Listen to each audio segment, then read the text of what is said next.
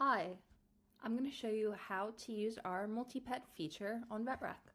First, we'll start off with selecting the multi-pet button.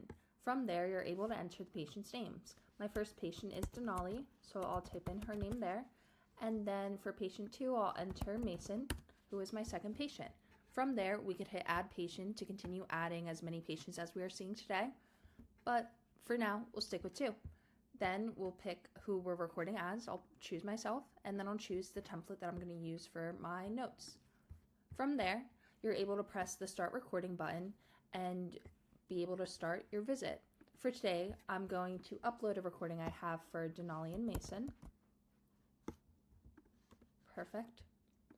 I'll upload that, let that process, and then from there, we'll be able to see the 2 notes generated for each patient. One note for Denali with Denali's medical information, the second note for Mason and Mason's medical information. So I have one pre-populated. As you'll see, we have Denali's information separated out from Mason's. The most important part when recording is always stating the patient you're examining. So you'll see that Denali's clearly stated here, and then going into your SOAP notes, talking about subjective, objective, assessment, and plan.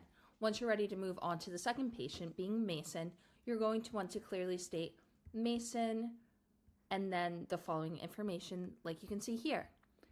The recording states, then we have Mason, 16-year-old, male, neuter, and they go into Mason's subjective, objective, assessment, and plan. If you're interested in having a note and recording that you previously generated turned into a multi-pet, all you have to do is go into the note where you had 2 patients, but it was uploaded as 1.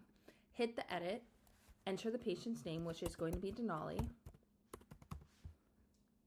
Press that button. Then from there, press it again. You'll see that the patients have been updated.